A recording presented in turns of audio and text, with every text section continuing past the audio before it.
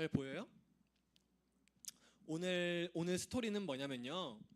이 회당장 중에 한 명인 이름이 야이로라고 하는 자에게는 예쁜 어린 딸이 있었어요. 딸의 나이는 이제 12살이 되었죠. 한번 넘겨주시겠어요? 그런데 어느 날에 이 야이로가 집에 돌아왔을 때 집 전체가 너무나도 조용했어요. 그의 아내가 나와서 이야기했죠. 우리 딸이 너무 많이 아파요. 그녀가 눈물을 흘리면서 얘기하지 않았겠어요?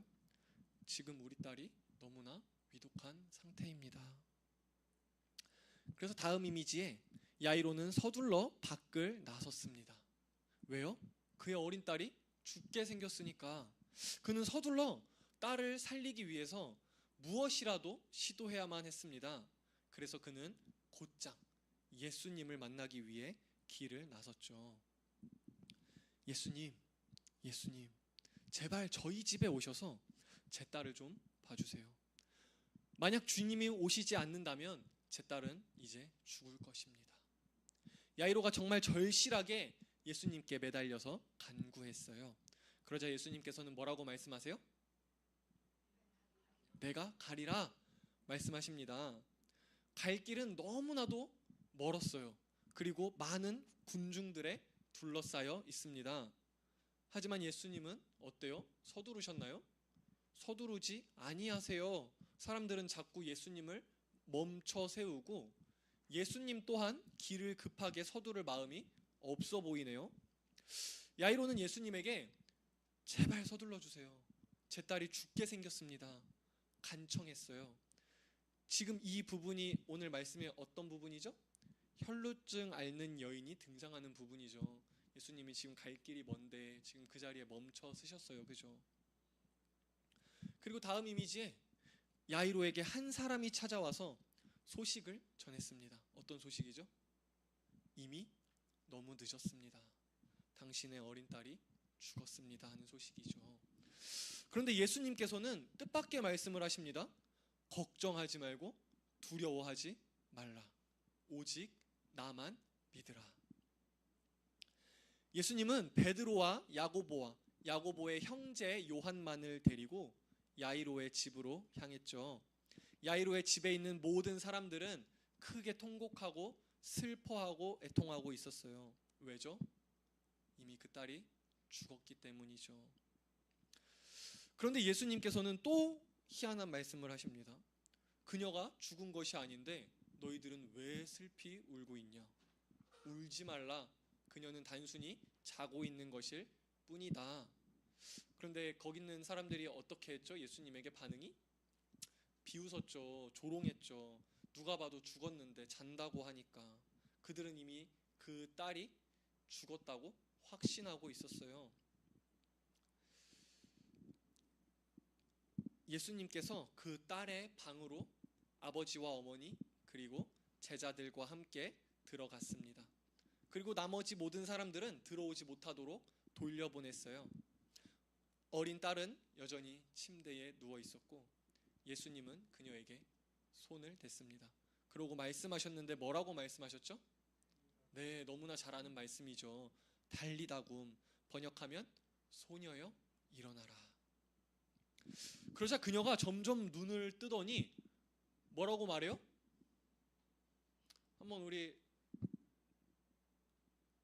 여학생들이 해볼까? 뭐래요?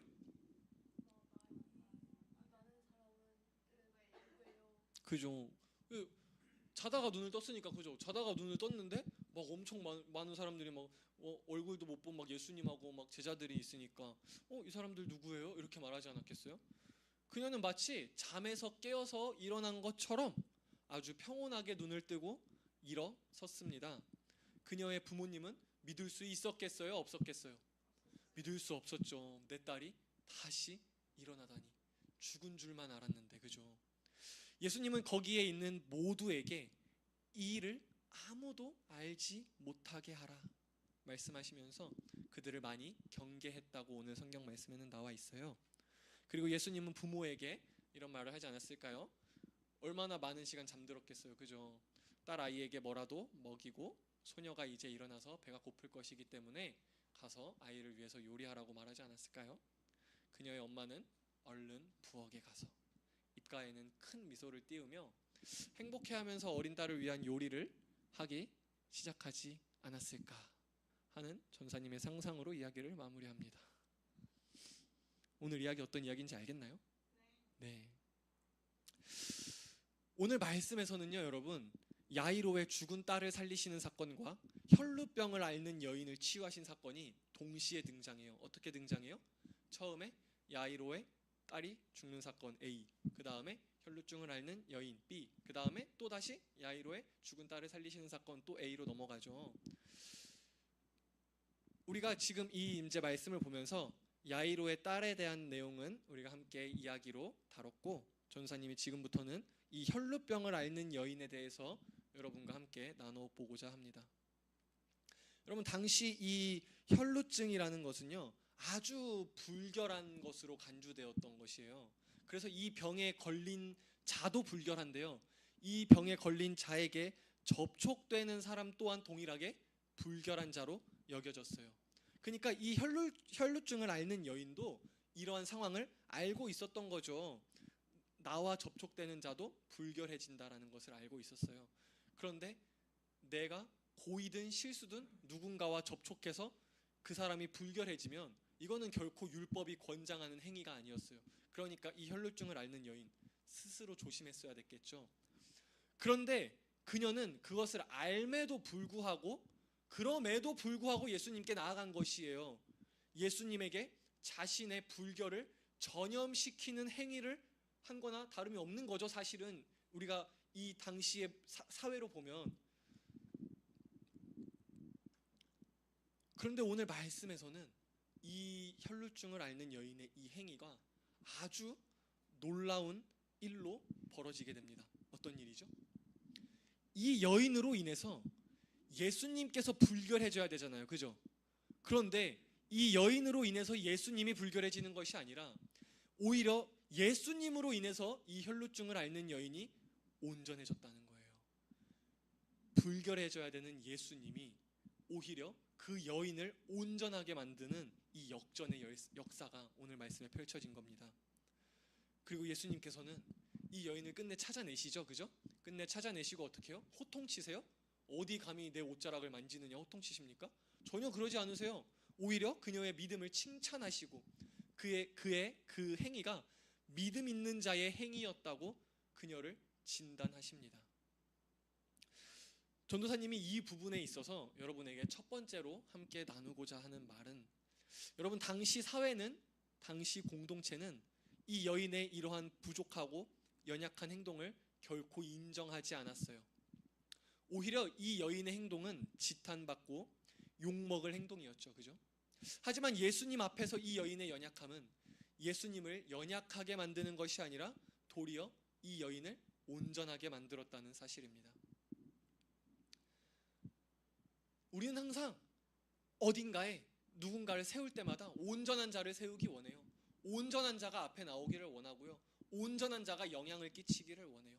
잘하는 사람이, 능력 있는 사람이 앞에 서기를 원한다고요. 어쩔 수 없어요. 인간의 본성입니다. 이왕이면 찬양팀도 전공자가 서기를 원하고요. 이왕이면 설교하는 사람도 말을 잘하는 사람이 설교하기를 원하고요. 이왕이면 리더의 자리도 뭐 연륜 있고 경험 있는 자가 그 자리를 하기를 다들 좋겠다고 생각해요. 그런데 오늘 말씀에서 보니까요, 예수님은요, 자신의 옷자락을 만진 이 혈루증 앓는 여인을 끝까지 찾아내시고 뭐라고 말씀하시냐면, 너의 연약함에서 나온 행위가, 너의 불안정함에서 나온 그 행위가 너를 치유했다라고 말씀하십니다. 너의 그 행위가 믿음 있는 행동이었다라고 예수님만큼은 칭찬하신다는 것이죠. 내가 보기에 여러분 마땅치 않아요. 내가 보기에 만족스럽지가 않아요. 내가 보기에 누군가가 나서서 하는 것이 부족해 보일지라도 예수님은 그 부족하고 연약한 사람을 끝까지 찾아내시어서 군중 앞에 세우십니다. 모두가 바라보게 하십니다. 그러고 뭐라고 말씀하시냐면 그들 앞에서 믿음 있는 자라고 칭찬하십니다. 잘나서 하는 사람은 당연한 거고요. 못하는데도 불구하고 하는 사람은 그 사람이 정말 예수님을 사랑하는 사람이에요. 내가 이 자리에 서면 부끄러운 걸 알면서도, 내가 못하는 걸 알면서도, 나보다 더 잘한다는 사람이 있는 걸 알면서도 하나님께서 세우신 그 자리에 순종하고 그 자리에서 감당하는 사람이 정말 예수님께서 보시기에 너의 그 행위가 믿음 있는 행위다 라고 칭찬하는 자가 아니겠습니까? 그래서 전사님이 오늘 두 가지의 적용점을 여러분에게 말씀드리고 싶어요. 내가 만약에 정말 누군가 그러한 자를 정죄하는 자였다면 조금 더 예수님의 시선으로 우리가 교회를 바라보고 공동체를 바라보고 이웃을 바라보는, 내 옆 사람을 바라볼 수 있는 지혜를 구하시는 저와 여러분 되시기를 간절히 소망합니다. 또한 반대로 내가 만약에 그러한 혈루증을 앓는 여인의 입장처럼 내가 온전하지 못한 자라면, 내가 부족한 자라고 느껴지고 내가 연약한 자라고 느껴진다면 여러분 오늘 예수님의 말씀처럼 믿음으로 용기를 가지시고 예수님 앞에 나와서 순종하는 자리를 사모하시고 섬기는 자리를 사모하시고 주님을 찬양하는 저와 여러분 되시기를 간절히 바랍니다. 남을 비방하고 험담하는 사람들은요 여러분 이런 말을 해요. 너같이 부족한 애가 거기 왜 서? 저기 잘하는 애 있는데 거기 왜 너가 해? 왜 너가 그 자리를 맡지? 여러분 지탄할지라도요 예수님은요 그 사람을 끝까지 추격하고 찾아내어서 여러분들 앞에 그 사람을 세우십니다. 그리고 뭐라고 말씀하시냐면요, 그 사람 앞에서 이 자가 바로 내가 찾던 믿음 있는 자다, 이 자가 바로 내가 찾던 칭찬 들을 만한 자다라고 예수님 여러분 말씀하시는 줄 믿습니다. 우리가 정말로 이 세상 살아가면서 그러한 어떤 허망한, 그러한 자꾸 나를 시험에 빠지게 하는 그런 세상의 소리가 아니라 예수님의 소리에 귀를 기울이시는 데에 힘쓰시는 저와 여러분 되기를 정말 간절히 소망합니다. 전사님도 오늘 말씀을 보면서요 이 예수님의 사역을 통해서 전도사로서의 많은 배울 점을 깨달았고 또 이것을 여러분과 두 번째로 나눔을 하고자 해요. 오늘 말씀에서 주된 사역은요 사실 야이로의 그 딸을 치유하러 가는 거예요. 그죠? 오늘 말씀이 야이로의 딸을 치유하러 가는 것으로 시작하잖아요. 그런데 오늘 말씀 중간에 어떤 방해물이 등장하죠? 이 예수님의 사역에? 바로 예수님의 옷깃을 만진 여인이었어요. 이게 얼마나 큰 방해물이냐면요 여러분, 전도사님이 설교를 하는데 21절부터 43절까지 읽어야 돼요. 이 중간의 말씀 때문에. 이 말씀을 건너뛰고 읽을 수도 없어요.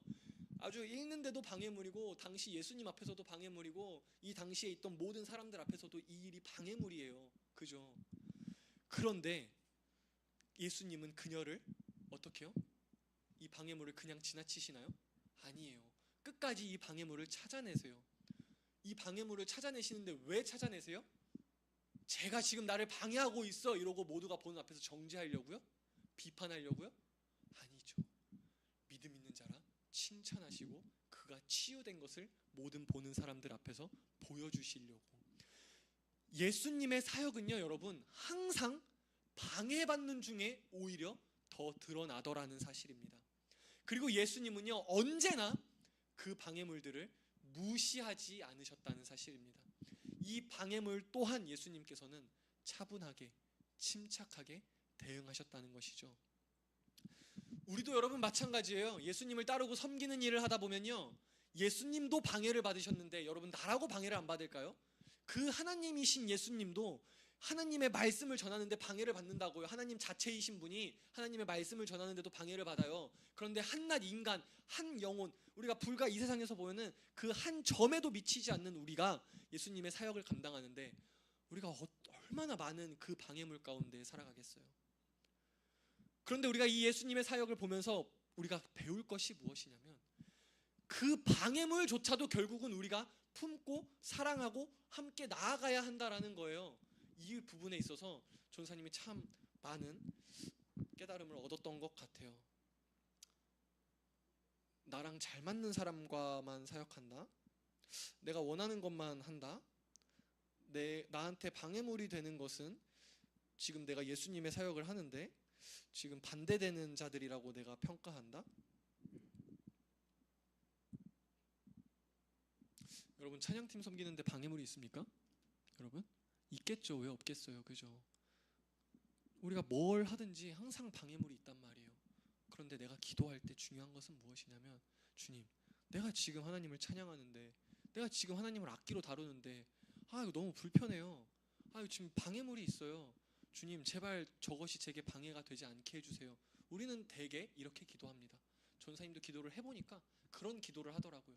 내가 지금 하나님의 사역을 감당하는데 어찌 이런 방해물들이 있습니까? 주님, 나를 시험하지 마옵시고 저런 사탄의 계략에서 벗어나게 하옵소서 라고 기도했는데, 여러분 알고 보니까 뭐가 사탄의 계략인 줄 아세요? 그렇게 생각하는 내가 사탄이더라고요. 그렇게 생각하는 나한테 사탄의 영이 있더라고요. 방해물이 있어서 내가 방해받는다고 생각하는 그 생각 자체가 악하더라고요. 여러분 찬양팀 섬기는데 방해물이 있습니까? 그 방해물조차도 내가 포옹하지 못하고 그 방해물조차도 내가 이기지 못하면서 그 사역의 자리를 감당하고 있는 나 자신이 부끄럽다는 것을 기도로 고백하시기 바랍니다. 이게 정말 중요해요, 여러분. 또한 교사로 섬기는데, 전도사로 섬기는데 우리가 방해물이 있다면 그 방해물까지 해결하지 못하고 나아가는 내 스스로를 위해서 기도해야 하는 줄 믿습니다. 우리 모두가요, 정말 누군가가 바뀌기 위한 탐욕의 기도를 하나님께 올려드리는 자가 아니라 내가 바뀌고 내 시선이 바뀌고 내 태도가 바뀌고 내 마음이 바뀌어서 내 믿음이 더 굳건해지는 예수님의 사랑을 구하는 그러한 기도를 올려드리는 우리 모두가 되시기를 주님의 마음으로 간절히 소망합니다.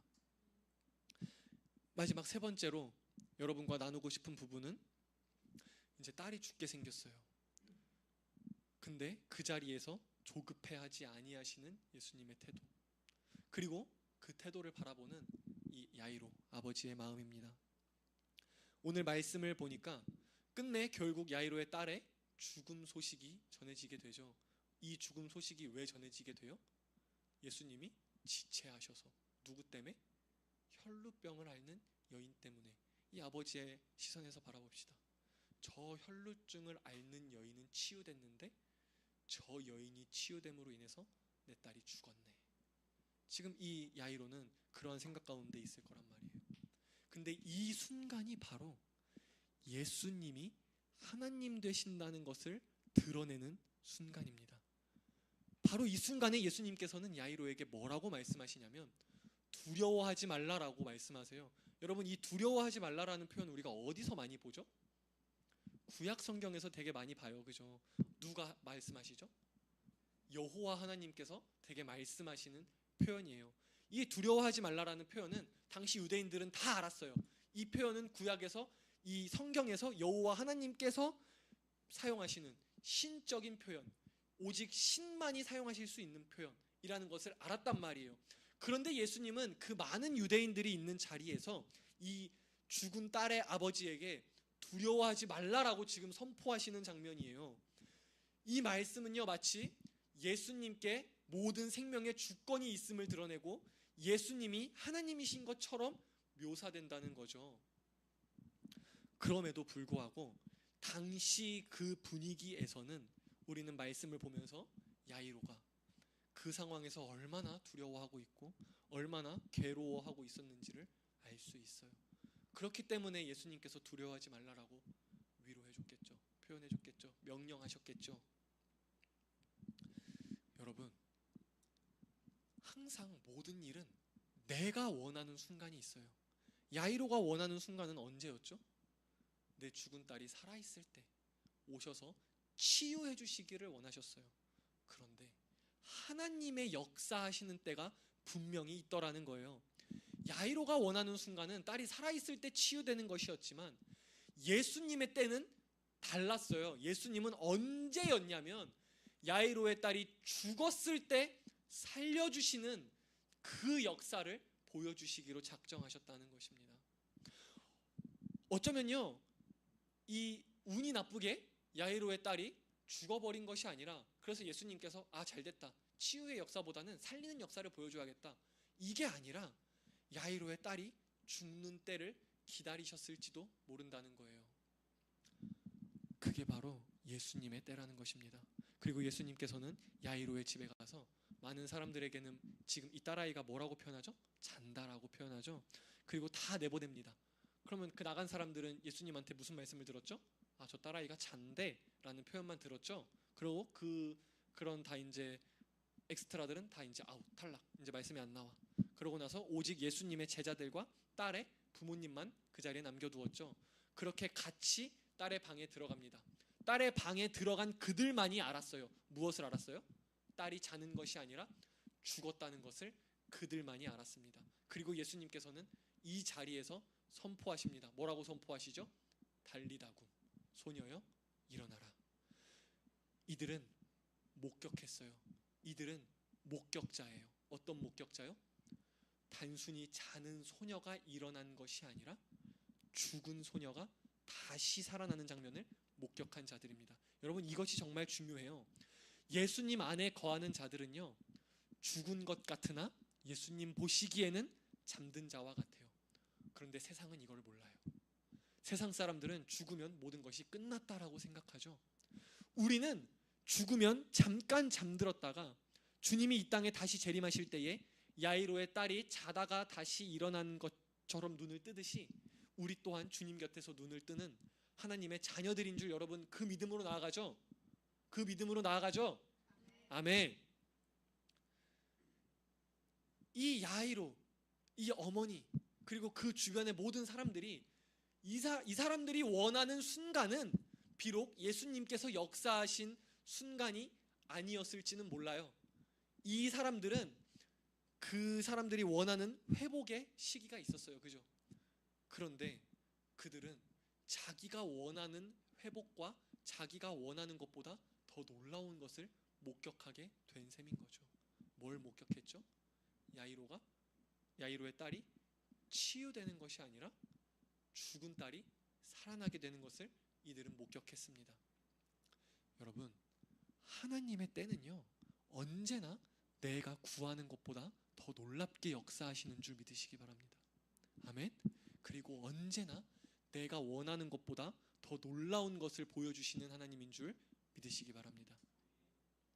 혈루증을 앓는 여인은 치유됐는데 내 딸은 죽었어. 내 딸은 이제 가망이 없어. 우리가 기도하다가 이러한 순간에 머물 때에 그곳에서부터 하나님께서 일하시기 시작하십니다. 그때에 포기하지 마시기 바랍니다. 그때에 더 간구하시기 바랍니다. 그때가 하나님께서 역사하시는 때인 줄 믿습니다. 거기서부터 하나님께서 여러분을 일으켜 세워 주실 줄 믿습니다. 아멘. 달리다굼에서 이 달리다가 소녀라는 뜻이고 이 쿰이 일어나라 라는 명령어예요. 여기서 달리다는 소녀요, 어린 딸아 라는 표현도 있지만 특별히 부모가 사랑하는 딸을 부를 때 사용하는 다정한 표현이기도 해요. 부모님이 내가 정말 사랑하는 어린 딸을 부를 때 나의 딸아, 그럴 때 부르는 달리다 라는 표현입니다. 예수님의 능력은요, 언제나 권위 있어요. 언제나 우리가 다가설 수 없어요. 예수님은 언제나 존귀와 영광을 받으시기에 합당하신 분이고 그분은 지극히 높으신 분이십니다. 그런데 그분이 우리를 향하는 마음은 부모님이 딸에게 우리 딸 하는 그 표현을 사용하신 것처럼 항상 우리 안에서 가장 사랑하는 자녀를 부르시듯이 그 권위 있는 분께서 우리를 자녀 삼아 주시고 부르신다는 것을 우리가 알 수 있습니다. 저와 교사 여러분들이 예수님과 같이 항상 아이들 앞에 권위 있는 어른으로 보일지라도 그 마음 중심에는 우리 아이들을 정말 내 딸과 같이, 내 자녀와 같이 사랑하는 어른이 되어 주시기를 간절히 소망합니다. 그리고 오늘 저와 학생 여러분과 여기 모인 모든 분들의 귓가에도 예수님께서 달리다굼, 예빈아, 지윤아, 유성아, 영윤아, 태희야, 이제 일어나라. 내가 너를 일으키는 때이다. 여러분, 이 하나님의 말씀을 이번 수련회를 통해서 깊게 경험하시기를 간절히 소망합니다. 아멘. 기도하겠습니다. 하나님 아버지 감사합니다. 오늘 우리에게